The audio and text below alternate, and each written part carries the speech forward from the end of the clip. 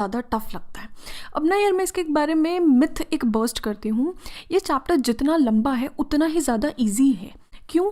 क्योंकि ये एक ड्रामा की फॉर्म में है, क्योंकि इसमें बहुत ज़्यादा बात की गई है, आपस में कैरेक्टर्स एक दूसरे से बातें करते हैं। इस वजह से ये चैप्टर बहुत खिंचा हुआ है, लंबा है, और इसके लेंथ की वजह से ही बच्चों को ये चैप्टर बहुत ज़्यादा टफ लगता है। इस चैप्टर को बहुत अच्छे से करने का सीक्रेट सिर्फ इतना है कि अपने माइंड से ये मिथ निकालना है कि ये चैप्टर टफ है, लंबा है। ये निकाल दोगे ये चैप्टर बहुत ईजिली समझ में आएगा। तो आइए मेरे साथ, मैं आपको बहुत ईजिली ये चैप्टर कराऊंगी।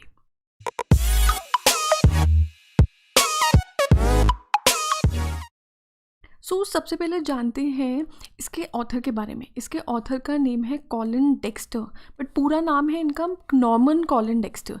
ये फ़ोटो है, ये स्वीट से दिखने वाला इंसान है कॉलिन डेक्स्टर। 29 सितंबर 1930 को ये बॉर्न हुए थे, और बहुत सैडली ये लास्ट ईयर 21 मार्च को इनकी डेथ हो गई थी। ये इंग्लिश के बहुत ही फेमस क्राइम राइटर हैं, क्राइम के बारे में बहुत अच्छे से लिखते हैं। इंस्पेक्टर मॉर्स शायद कुछ लोगों ने सुना हो, एक बहुत ही फेमस कैरेक्टर है जो इनकी नॉवल की वजह से आया है, और वो इतना ज़्यादा पॉपुलर है कि उस पर एक पूरी टीवी सीरीज़ बन चुकी। अपार्ट फ्रॉम दिस, इनके बारे में एक बड़ी इंटरेस्टिंग चीज़ जो जानने वाली है वो ये है कि इनके पास ना मेडिकल टर्मिनोलॉजी की बहुत ज़्यादा नॉलेज थी। टर्मिनोलॉजी मतलब मेडिकल लाइन में जो बड़े डिफ़िकल्ट से वर्ड्स यूज़ होते हैं, डॉक्टर्स यूज़ करते हैं, हमें समझ नहीं आता, उनको इसकी सबकी नॉलेज थी, और वो आपको चैप्टर में भी नज़र आएगी। उसकी वजह से चैप्टर बड़ा इंटरेस्टिंग बन जाता है। इस चैप्टर में पर्टिकुलरली ये एक ना रबर ट्यूब का यूज़ करते हैं, और वो आगे आपको कहानी में ही बताऊंगी मैं, अभी पूरा सीक्रेट खोलना नहीं है चैप्टर का। तो चलो अब सीधा चैप्टर को ही खोलते हैं, चैप्टर को पढ़ते हैं और देखते हैं क्या कहानी है, क्या क्राइम स्टोरी इन्होंने बड़ी इंटरेस्टिंग से लिखी है। तो गाइस, ये आपके विस्तास बुक के इस चैप्टर का वेरी फर्स्ट पेज है। आप अपने बुक निकाल कर भी फॉलो कर लो, और जो जो इंपॉर्टेंट वर्ड्स या डिफिकल्ट वर्ड्स आपको लगे उनको मार्क कर लो, उनका मीनिंग लिख लेना साथ साथ। तो सबसे पहले ड्रामाटिस पर्सोनाe। ये सबसे पहले तो एक लैटिन वर्ड है। पर्सोनाe मतलब इंसान, पर्सन्स, और ड्रामाटिस मतलब ड्रामा। मैंने आपको बताया था ये पूरा चैप्टर एक ड्रामा, एक प्ले, एक नाटक के फॉर्म में है। ड्रामाटिस पर्सोनाe हो गया उस ड्रामा के सारे लोग, उस ड्रामा के सारे कैरेक्टर्स। ड्रामाटिस पर्सोनाe उन सब कैरेक्टर्स की लिस्ट, ये लिस्ट आपको यहाँ पे दे रखी है। सबसे पहले इस लिस्ट में है the secretary of the examinations board. जैसे हमारे यहाँ 10th-12th के बोर्ड के लिए CBSE होता है, central board of secondary education, ऐसे ही इस चैप्टर में एग्जामिनेशंस बोर्ड एक यूज़ किया है। फिर है the governor of the HM prison Oxford. अब ये HM प्रिजन ऑक्सफोर्ड है ना, ये एक रियल लाइफ की चीज़ है। ये जो यहाँ पे एक महल जैसी चीज़ देख रहे हो, ये ऑक्सफोर्ड कैसल है यार। एक चीज़ और, ये जो पूरा चैप्टर है इंग्लैंड का है, जो ऑथर है वो भी इंग्लैंड से बिलोंग करते हैं। इंग्लैंड में ये पूरी कहानी बनाई है। जो ऑक्सफोर्ड है वो इंग्लैंड में एक जगह है, ऑक्सफोर्ड कैसल भी इंग्लैंड का है। इसकी स्पेशलिटी ये है, इस कैसल को 1888 से 1996 तक एक प्रिजन की तरह, एक जेल की तरह यूज़ किया गया था, और इसका नाम हो गया था HM प्रिजन और ऑक्सफोर्ड। इस जेल की कहानी है ये। एक कैरेक्टर है इस जेल के गवर्नर। अब नेक्स्ट कैरेक्टर है जेम्स एवांस अ प्रिजनर। ये एक बहुत ही मेन कैरेक्टर या प्रोटैगनिस्ट कह लो है स्टोरी के। जेम्स एवांस ये यहाँ के कैदी हैं। Mister Jackson a prison officer, prison में काम करने वाले एक ऑफिसर है मिस्टर जैक्सन, और दूसरा प्रिजन ऑफिसर है मिस्टर स्टीफन्स। फिर है the reverend S McCleary and invigilator. Reverend पे पहले ध्यान देते हैं, ये एक टाइटल है। जनरली क्या होता है, क्रिश्चियंस में जो रिलीजियस लीडर्स होते हैं, मिनिस्टर्स होते हैं, उनके नेम के आगे रेवरेंड लगता है। तो यहाँ पे जो S मैक्लेरी है वो कोई चर्च के मिनिस्टर वगैरह हैं, तो इसलिए उनके आगे रेवरेंड लगा है, और वो इन्विजिलेटर का काम करेंगे यहाँ पे। जो हमारे एग्जामिनेशन हॉल में टीचर्स नहीं रहते, देखते रहते हैं कि बच्चे कोई चीटिंग नहीं कर रहा है, सब कुछ ठीक से हो रहा है, शांति बना के रखते हैं, वो इन्विजिलेटर्स होते हैं। वही इसका काम है इस पूरे चैप्टर में। फिर है मिस्टर कार्टल, ये एक डिटेक्टिव सुपरिटेंडेंट है, ये डिटेक्टिव है। और फिर लास्ट में मिस्टर बेल, ये डिटेक्टिव चीफ इंस्पेक्टर है। ये तो सारे हमारे कैरेक्टर्स हो गए इस पूरे स्टोरी के। अब ये जो लाइन है वैसे इतना इंपॉर्टेंट है नहीं, बट मैं फिर भी इसका मतलब बता देती हूँ। All precautions have been taken to see to it. सारे के सारे प्रिकॉशन, सारी की सारी सावधानियाँ देखी जा चुकी हैं कि the O-level German examination arranged in the prison for Evans, की प्रिजन में एवांस के लिए जो O-level का जर्मन एग्जामिनेशन अरेंज किया गया है, it does not provide him with any means of escape, कि उस एग्ज़ाम के चक्कर में उसे भागने का कोई मौका ना मिल जाए। अभी हमने यहाँ देखा था जेम्स एवांस एक कैदी है, थोड़ा थोड़ा हमें पता लग गया कि इस कैदी इवांस के लिए एक जर्मन एग्जामिनेशन होगा और उस चीज़ के लिए ध्यान रखा जा रहा है इस एग्जामिनेशन के चक्कर में उसको भागने का कोई मौका ना मिल जाए। अब यार ओ लेवल पर एक बार ध्यान दो, ओ लेवल क्या है? The general certificate of education ordinary level, ये पूरा नाम है जिसको शॉर्ट में कहते हैं ओ लेवल। ये एक सब्जेक्ट बेस्ड एकेडमिक क्वालिफिकेशन है इंग्लैंड में ही, जो कि 1951 में इंट्रोड्यूस हुई थी। जैसे यहाँ इंडिया में क्या होता है, बीएड करते हैं तो आप टीचर बनने के लिए क्वालिफाइड होते हो, उसी तरह वहाँ पर उस टाइम पर एक ओ लेवल का ये सिस्टम शुरू किया था कि किसी भी सब्जेक्ट में क्वालिफाई होने के लिए आपको ये ओ लेवल का एग्ज़ाम देना होगा। तो जर्मन में क्वालिफाई करना है तो जर्मन का ओ लेवल एग्ज़ाम दो, और उस ओ लेवल का ये लोगो भी आप लोग देख सकते हो। तो चलो अब फिर चैप्टर एक्चुअली देखते हैं क्या है।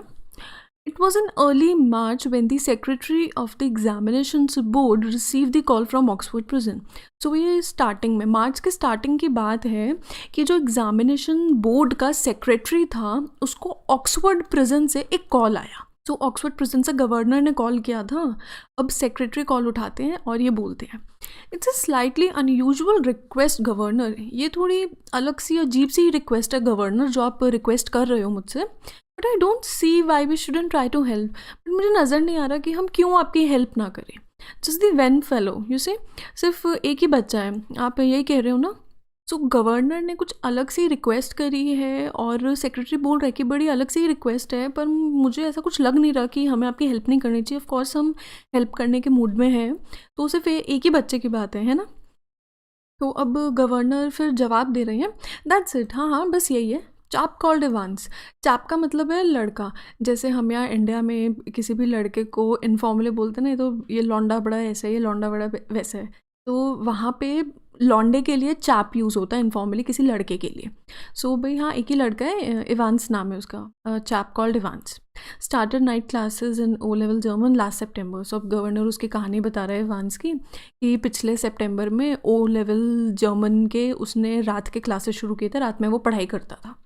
Says he is dead keen to get some sort of academic qualification, कहता है कि उसका बड़ा मन है कि किसी तरीके की एकेडमिक के क्वालिफिकेशन उसे मिल जाए। वो इतनी पढ़ाई कर रहा है तो एक क्वालिफिकेशन भी उसे, एक सर्टिफिकेट सा मिल जाए। कीन का मतलब होता है जब आप किसी चीज़ को करने के लिए बहुत ज़्यादा इच्छुक होते हो, बहुत ज़्यादा इच्छा होती है आपकी कोई चीज़ करने की, चीज़ तो करनी ही करनी है, वो होता है कीन। सो इवांस बड़ा ही ज़्यादा कीन था कि वो जर्मन क्लासेस ले रहा, मुझे क्या एकेडमिक क्वालिफिकेशन चाहिए। सो अब फिर जो सेक्रेटरी हैं वो पूछ रहे हैं, इज़ ही एनी गुड, कि क्या वो कुछ अच्छा है। तो फिर गवर्नर कहते हैं, he was the only one in the class, कि भाई वो क्लास में एक अकेला ही बच्चा था। सो you can say he is had individual tuition all the time really. तो आप ये कह लो कि उसको इंडिविजुअल ट्यूशन, इंडिविजुअल अटेंशन मिली है पूरा time. Would have cost him a packet if he had been outside, उसके बहुत पैसे लग गए होते अगर वो बाहर होता तो। कॉस्ट हिम अ पैकेट का मतलब बहुत सारे पैसे। अभी क्योंकि इवांस जेल में है तो फिर गवर्नमेंट या जेल वाले उसका खर्चा उठा रहे हैं, उसकी जेब से तो कुछ जा नहीं रहा। पर अगर वो बाहर फ्री होता है एक नॉर्मल इंसान की तरह, एक नॉर्मल सिटीज़न की तरह, तो उसके बहुत सारे पैसे लग जाते हैं। तो फिर अब सेक्रेटरी कह रहे हैं, well let's give him a chance, shall we. Well एक चांस हमें देना चाहिए, उसे नहीं देना चाहिए क्या? तो फिर अब गवर्नर खुश हो जाता है, वो कहते हैं, that's jolly kind of you, but exactly is the procedure now. ये तो आप बहुत बहुत काइंड है यार, बहुत अच्छी बात है। तो एग्जैक्टली प्रोसीजर क्या है अब इस चीज़ का, जो एग्जामिनेशन का पूरा प्रोसीजर क्या है? सो फिर सेक्रेटरी कहता है, oh don't worry about that, oh आप इसकी चिंता मत करो, I will be sending you all the forms and stuff, सारे के सारे फॉर्म्स चीज़ें मैं भिजवा दूंगा। What's his name you say? Evans. तो क्या नाम क्या है उसका? इवांस। तो फिर गवर्नर कंफर्म करता है, जेम्स रॉड्रिक इवांस। सो उस कैदी का पूरा नाम था James Rodrick Evans. Sounded rather grand, और सुनने में तो ये नाम बड़ा ग्रैंड, बड़ा शाही सा लग रहा है। सो अब गवर्नर ने नाम बता दिया, तो अब आगे सेक्रेटरी पूछ रहा है, जस्ट वन थिंग गवर्नर, सिर्फ एक बात governor, he is not a violent sort of fellow is he, वो एक वायलेंट किस्म का इंसान तो नहीं है ना कि झगड़ा वगड़ा करे, मारे पीटे, क्योंकि कैदी है तो सेक्रेटरी को भी थोड़ा लग रहा है कि कहीं वायलेंट ना हो Evans. I don't want to know his criminal record और एनीथिंग लाइक दैट, बट मैं उसका कोई क्रिमिनल रिकॉर्ड या कुछ नहीं जानना चाहता। पर अब ये कहते कहते रुक गया क्योंकि गवर्नर ने उसे काट दिया। गवर्नर कहते हैं, no there is no record of violence. ये नहीं, वायलेंस का, मारपीट का, झगड़े का कोई रिकॉर्ड नहीं है उसका. Quite a pleasant sort of chap they tell me. बताते हैं मुझे काफ़ी प्लेजेंट सा, काफ़ी अच्छा सा लड़का है. Bit of a card really. तो बिट ऑफ अ कार्ड पर ध्यान दीजिए, इसका क्या मतलब है. जब एक जना दूसरे जने को कहता है कि वो एक बिट ऑफ अ कार्ड है, मतलब वो दूसरा जना ना बड़ा अजीब सा है, कुछ अलग ही तरीके का बिहेव करता है. सो गवर्नर सेक्रेटरी को बता रहा है कि वो थोड़ा अजीब से किस्म का इंसान है, अजीब बिहेव करता है, कोई वायलेंट वगैरह नहीं है वो. One of the stars at the Christmas concert. Christmas concert का स्टार है.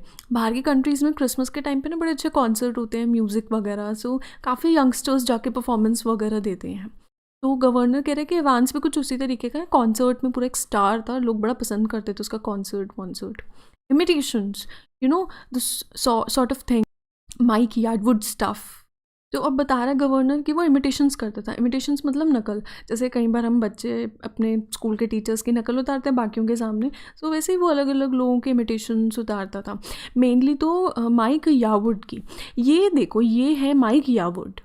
ये एक इंग्लिश एक्टर कॉमेडियन था, लोगों को एंटरटेन करता था.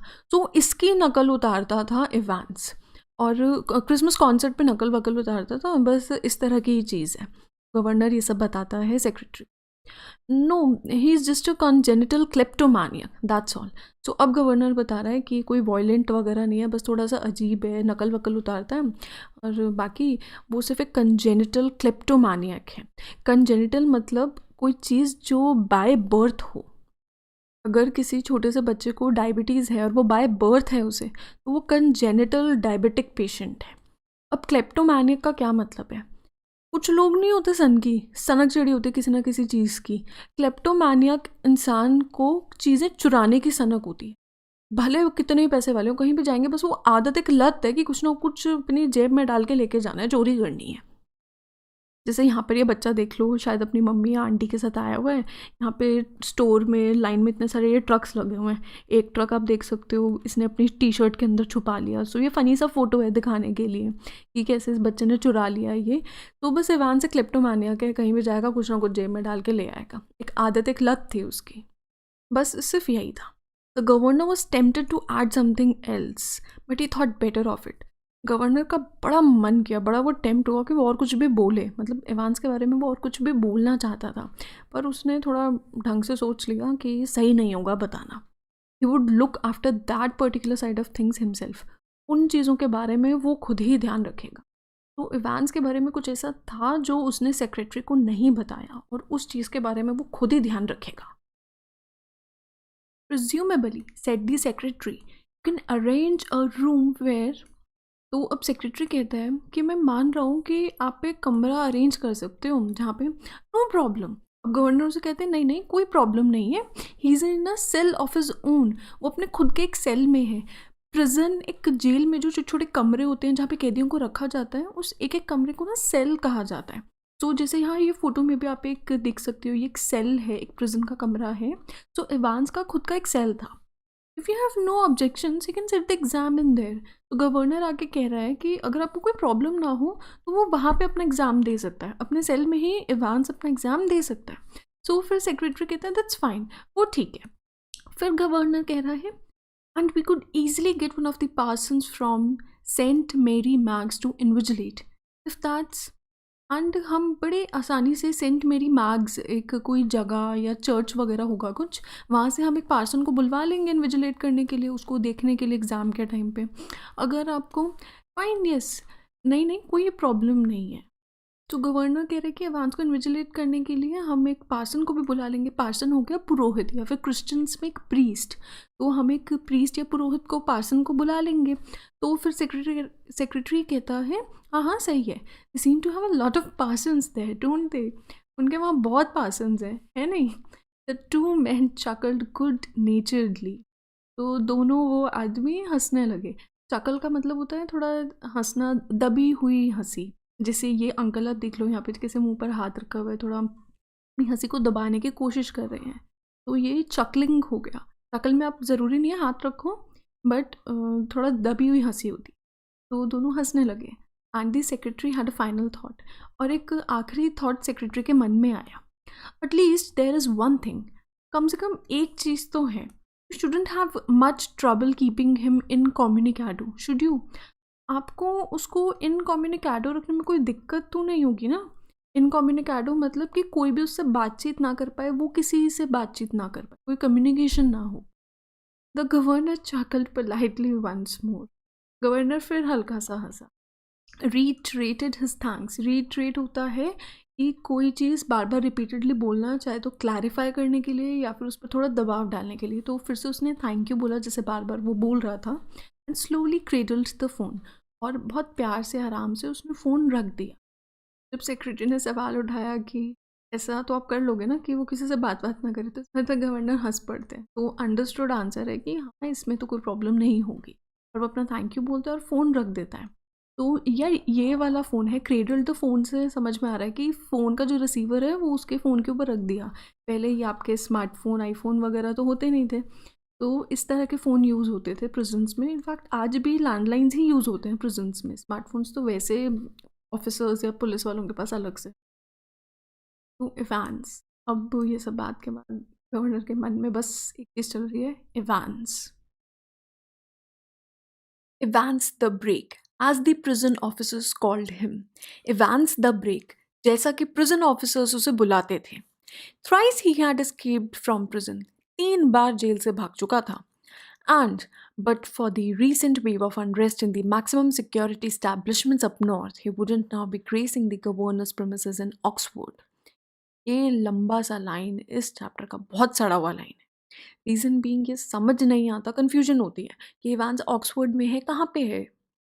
और इसकी जड़ है ये 2 प्यारे से छोटे से वर्ड्स, बट फॉर। बट का एक फ्रेज है जिसका मतलब है एक्सेप्ट फॉर या फिर if it were not for. इसका मतलब है अगर ऐसा ना हुआ होता। अब कैसा ना हुआ होता उसे समझते हैं। पहली चीज़ तो ये ग्रेसिंग देख लो यार। ग्रेसिंग का मतलब अगर कोई चीज़ मुझे ग्रेस कर रही है, मतलब उसकी हरकत से या उसके होने से मेरी इज्जत बढ़ रही है, मेरा ऑनर बढ़ रहा है, तो वो चीज़ मुझे ग्रेस कर रही है। अगर वही चीज़ मुझे डिसग्रेस कर रही है, तो उसके होने से या उसकी किसी हरकत से मेरी इज़्ज़त कम हो रही है, मेरा ऑनर कम हो रहा है, वो चीज़ मुझे या वो इंसान मुझे डिसग्रेस कर रहा है। अब दूसरी चीज़, इवांस जिस भी प्रिजन में था उससे ऊपर अप नॉर्थ एक मैक्सिमम सिक्योरिटी इस्टेब्लिशमेंट थी, सबसे ज़्यादा सिक्योरिटी की प्रिजन थी, और वहाँ पर रीसेंट वेव ऑफ अनरेस्ट चल रहा था। मतलब अभी अभी कोई अशांति या हलचल सी चल रही थी, तो इवांस को वहाँ नहीं रख सकते थे। अदरवाइज तो इवांस वहीं का कैदी है, 3 बार जेल से भाग चुका है, बट क्योंकि वहाँ दिक्कत थी वहाँ नहीं रख सकते थे, इसलिए अब इवांस गवर्नर के पास ऑक्सफोर्ड के प्रेमिसेस में था, ऑक्सफोर्ड में था वो। सो इसका मतलब कैसे फॉर्म होगा, बट फॉर का मैंने बताया था अगर ऐसा ना हुआ होता।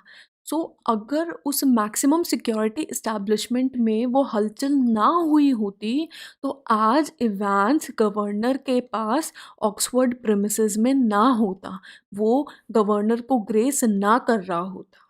अब ग्रेस भी सार्कास्टिकली यूज़ किया है। एक कैदी कभी भी एक गवर्नर की इज्जत तो बढ़ा नहीं सकता उसके पास होने से। सो ऑथर ने सार्कास्टिकली डाला है। तो अब आगे देखते हैं। And the governor was going to make absolutely certain, और गवर्नर बिल्कुल ढंग से सर्टेन करने वाला था, बिल्कुल ढंग से पक्का करने वाला था that he wouldn't be disgracing them, कि इवांस उन्हें डिसग्रेस ना करे, उनकी इज्जत ना ख़त्म करते, कि मतलब भाग ना जाए या कुछ हरकत ना करते। Not that Evans was a real burden, ऐसा नहीं है कि इवांस को सचमुच में कोई बोझ था, just a persistent nagging presence. Persistent होता है कोई चीज़ जब कंटिन्यूअस होती है, नैगिंग कोई परेशानी या इरिटेशन। तो इवांस कोई बोझ नहीं था, बस हमेशा की एक छोटी सी परेशानी थी, एक मौजूदगी थी जो परेशान करती रहती थी। Would be all right in Oxford too, पर ऑक्सफोर्ड में सही रहेगा वो। तो जेल में चाहे ऑक्सफोर्ड हो, ऊपर हो, कहीं भी हो, इवांस उनके लिए एक परेशानी थी, पर अब थोड़ा उन्हें लग रहा था कि ऑक्सफोर्ड में वो ठीक रहेगा।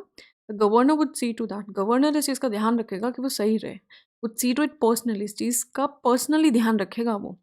And besides there was just a possibility that Evans was genuinely interested in O level German, और इसके अलावा छोटी सी पॉसिबिलिटी थी कि इवांस शायद सचमुच में ओ लेवल जर्मन एग्जाम देने में इंटरेस्टेड हो।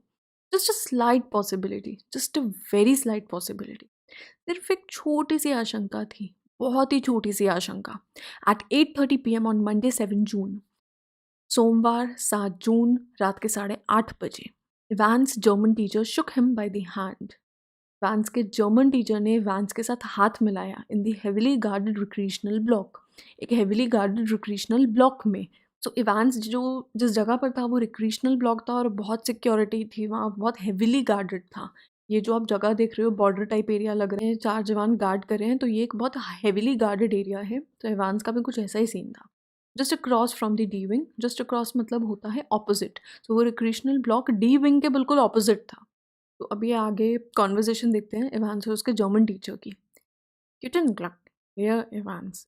ये मुझे ठीक से पढ़ना नहीं आ रहा क्योंकि ये जर्मन है, सो मुझे बोलनी नहीं आती है। यहाँ पर हेयर का मीनिंग है यहाँ पे मिस्टर या फिर सर, और इनका मतलब हम अभी आगे देखते हैं। तो इवांस पूछ रहा है पार्डन, तो इवांस को मे बी शायद ठीक से सुनाई नहीं दिया या उसे समझ नहीं आया कि उसके टीचर ने क्या, वो बोल रहा है पार्डन। अब उसके टीचर बोल रहे हैं I said good luck for tomorrow. उसके टीचर कह रहे हैं मैंने कहा गुड लक फॉर टुमारो, कल के लिए गुड लक। सो ये जो गिटन लक जो भी है इसका मतलब है good luck. Oh thanks, I mean thanks कौन। तो अब इवांस थैंक यू बोल रहा है, पहले इंग्लिश में बोलता है फिर जर्मन में बोलने की कोशिश करता है। इसका मतलब होता है थैंक यू वेरी मच या thank you so much. You haven't a cat in hell's chance of getting through of course but, और कैट इन हेल्थ चांस का मतलब होता है किसी चीज़ के बिल्कुल ही ना होने की उम्मीद होना, कि वो चीज़ हो ही नहीं सकती, पॉसिबिलिटी ही नहीं है। सो अब उसका टीचर इवांस को कह रहा है कि बिल्कुल भी उम्मीद नहीं है कि तुम इस एग्ज़ाम में निकल जाओगे ऑफ कोर्स, पर आई मे सरप्राइज एवरीबॉडी सेड इवांस। इस पर के बाद इवांस के टीचर का सेंटेंस इवांस पूरा कर देता है कि क्या पता मैं सबको सरप्राइज ही कर जाऊँ। सो वो क्या सरप्राइज करेगा वो हम आगे देखते हैं। एट 8:30 द फॉलोइंग मॉर्निंग, अगली सुबह 8:30 बजे, Evans had a visitor. Evans से कोई मिलने आया, एक विजिटर आया, टू विजिटर्स इनफैक्ट दो विजिटर्स आए। He tucked his grubby string vest into his equally grubby trousers. ग्रबी होता है बहुत ही सड़ा हुआ गंदा मैला, स्ट्रिंग वेस्ट टिपिकल बोलूँ तो बनियान, ट्राउजर्स तो पैंट्स। तो फिर अब वो अपनी गंदी सड़ी हुई बनियान अपने उतने ही गंदे सड़े हुए पैंट के अंदर डालने लगा। Stood up from his bunk, और अपने बंक से खड़ा हुआ। बंक होता है एक छोटा सा शेल्फ, एक बेड की तरह जो प्रिजन्स में होता है जनरली, ये भी एक बंक है, आप यहाँ देख सकते हो। स्माइलिंग चेयरफुली, सो वो खड़ा हुआ बहुत ही चेयरफुली, बहुत खुश होकर स्माइल कर रहा था। Morning Mister Jackson, this is indeed an honour. तो एक विजिटर मिस्टर जैक्सन है जो उससे मिलने आए हैं और उससे वो गुड मॉर्निंग विश कर रहा है। वो कह रहे हैं तो बहुत ही अच्छी बात है, बहुत ही ऑनर है, शान की बात है कि आप आए यहाँ पे। Jackson was the senior prison officer on D wing. तो जो डी विंग है रिक्रिएशनल ब्लॉक के बिल्कुल ऑपोजिट, वहाँ का सीनियर प्रिजन ऑफिसर था Jackson. And he and Evans had already become warm enemies, और वो और इवांस अब दुश्मन बन चुके थे। At Jackson's side stood officer Stephens, Jackson के साइड में ऑफिसर स्टीफेंस खड़े थे। सो ये सेकंड विजिटर ऑफिसर स्टीफेंस है। अ barley surely looking man, barley होता है बहुत ही हट्टा कट्टा चौड़ा, ये खली तो पता ही होगा सबको कितना लंबा चौड़ा हट्टा कट्टा है, तो ये एक बर्ली इंसान है। इससे आपको बर्ली का मीनिंग याद रहेगा। सर्ली लुकिंग, जिसकी शक्ल से देख के लग रहा था कि वो बहुत ही अनफ्रेंडली सा इंसान है, बहुत ही सड़ी शक्ल बना के बैठा हुआ है, जैसे ये अंकल यहाँ पे बड़े सड़े हुए से लुक्स दे रहे हैं। तो कुछ ऐसा था स्टीफेंस, बहुत ही हट्टा कट्टा सड़ी सी शक्ल वाला।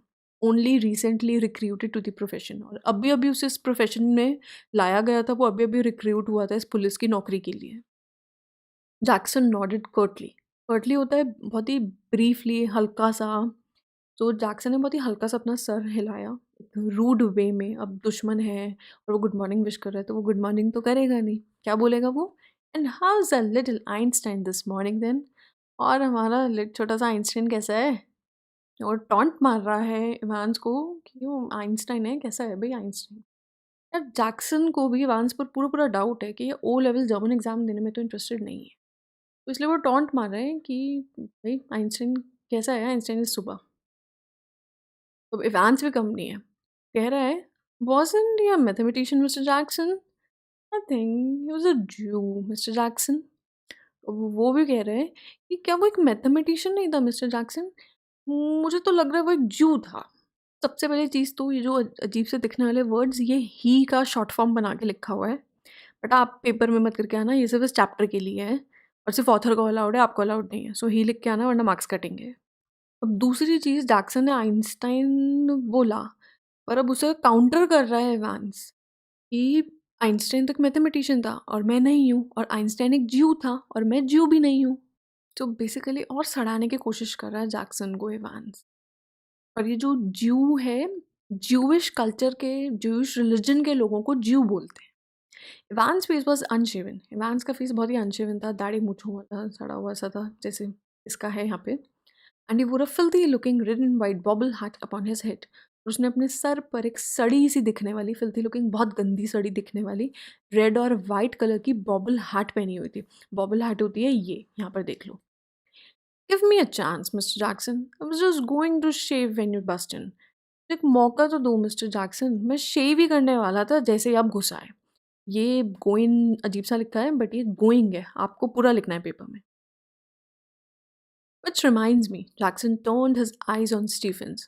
तो इवांस ने अब अपने शेफ की बात करी तो जैक्सन को कुछ याद आया। वो कह रहे हैं जिससे मुझे याद आता है, और फिर वो अपनी आंखें स्टीफन्स की तरफ कर रहा है। Make sure you take his razor out of the cell when he is finished scraping that ugly mug of his. Clear?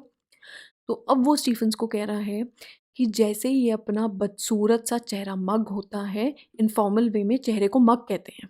अगली बदसूरत, तो ये बदसूरत से चेहरे को जब स्क्रैप करना ख़त्म कर ले, तो तुम्हें ध्यान रखना है कि इसका रेज़र सेल से बाहर निकालो, इसका रेज़र यहाँ से बाहर निकाल लो। समझ आ गया? क्लियर है? One of these days hill do us all a favour and cut his bloody throat.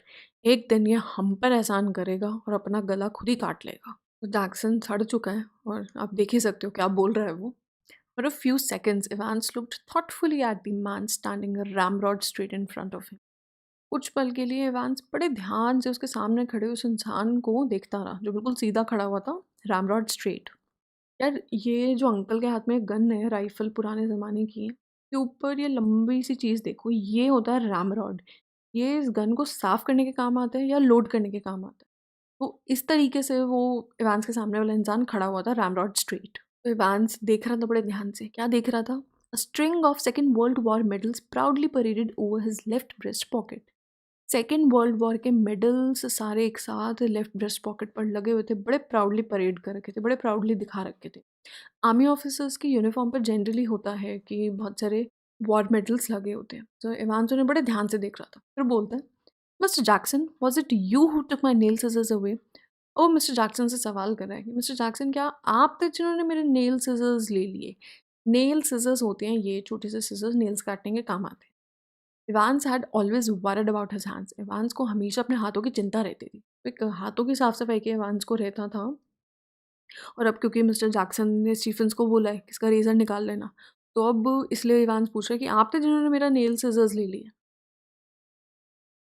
तो इस बात पर जैक्सन जवाब दे रहा है, and your nail file too, और तुम्हारा नेल फाइल भी ले लिया। और चढ़ा रहा है इवांस को कि तुम्हारा ये नेल फाइल भी ले लिया मैंने। नेल फाइल ये होता है इन केस किसी को ना पता हो तो। Look, for a moment Evans eyes smouldered dangerously. देखो, इवांस इतने गुस्से में बोलता है अभी ये, और उसकी आँखों में बहुत ही गुस्सा नज़र आ रहा है, बहुत डेंजरस सी लग रही हैं। जैसे आप इन इस आँखों को भी देख सकते हो कितनी इंटेंस और डेंजरस लग रही हैं। तो स्मोल्डर्ड का मतलब होता है गुस्सा दिखना। तो गुस्से में बड़ी डेंजरस लग रही थी इवांस की आँखें, but Jackson was ready for him. But Jackson उसके लिए तैयार था। Orders of the governor Evans, he leaned forward and layered. Governor के ऑर्डर हैं इवांस। तो और सड़ा रहा है जैक्सन के, गवर्नर के ऑर्डर हैं, क्या कर लेगा तू? तो ये बोलते हुए वो आगे की तरफ झुका थोड़ा, जैक्सन एंड लियर्ड। लियर्ड होता है बहुत ही गंदे तरीके से आंखों में देखना। आंखों में देखते हुए बोल रहा है कि गवर्नर के ऑर्डर्स हैं man. His voice dropping to a harsh contemptuous whisper. अब जैक्सन की आवाज़ बहुत रूड हो गई, बहुत ही हल्के से विस्पर करते हुए बड़े रूड हार्श वे में वो बोल रहा है, वांट टू कंप्लेन? तुम कंप्लेन करना चाहते हो? पूछ रहा है जैक्सन कि गवर्नर के ऑर्डर हैं, तेरा नेल फाइल, तेरा नेल सिजर्स लेने के लिए, कंप्लेन करेगा क्या तू अब मेरी? जैक्सन अपनी धौंस दिखा रहा है। तो फिर इवांस क्या करता है? Evans shrugged his shoulders lightly. Evans हल्के से अपने कंधे हिला देता है, एज़ इफ कि उसे कोई फ़र्क ही ना पड़ता हो। The crisis was over. Crisis ख़त्म हो गया। तो इवांस ने थोड़ा बेटर सोचा एंड अपने शोल्डर्स हिला के बात ख़त्म कर दी। You have got half an hour to smarten yourself up. तुम्हारे पास आधा घंटा है अपने आपको साफ-सुथरा करने के लिए। Evans, and take that bloody hat off. एकदम से उस पे चिल्लाया है कि अपनी वो सड़ी हुई हैट उतार दो। तो जो उसने रेड वाइट कलर की बबल हैट पहनी हुई थी, उसके लिए जैक्सन एकदम चिल्लाया इवांस के ऊपर, मी हैट, हाँ। तो अब इवांस कह रहे me hat, Evans put his right hand lovingly on the top of the filthy woollen. उस सड़े हुए वूलन हैट के ऊपर इवांस ने अपने बड़े प्यार से हाथ रखा, स्माइल सैडली, बहुत ही उदास सी स्माइल देने लगा। Do you know mister Jackson, वो पता है mister Jackson, it's the only thing that's ever brought me any sort of luck in life. यही एक चीज़ है जो कभी मेरी लाइफ में कोई लक लेकर आई है, काइंड ऑफ लकी चार्म, एक तरीके का मेरा लकी चार्म है, if you know what I mean, अगर आप समझ रहे हो मैं क्या कहना चाह रहा हूँ। एंड टुडे आई थॉट, और आज मैंने सोचा, well with me exam and all that, कि जो मेरा एग्ज़ाम है और सब, तो यहाँ अब इवांस पटाने की कोशिश कर रहा है जैक्सन को, इमोशनल ब्लैकमेल जिसे कहते हैं, प्यार से बोल रहा है कि मेरा एग्ज़ाम है और ये हैट मेरा लकी चार्म है। तो buried somewhere in Jackson was a tiny core of compassion, and Evans knew it. Jackson के दिल में कहीं न कहीं छोटा-सा एक टाइनी सा कंपैशन था, एक अंडरस्टैंडिंग, सामने वाले के लिए सिम्पैथी, केयर थी जैक्सन के मन में कहीं न कहीं, और एवांस को ये चीज़ पता थी। इसी बात का एवांस अब फ़ायदा उठाने की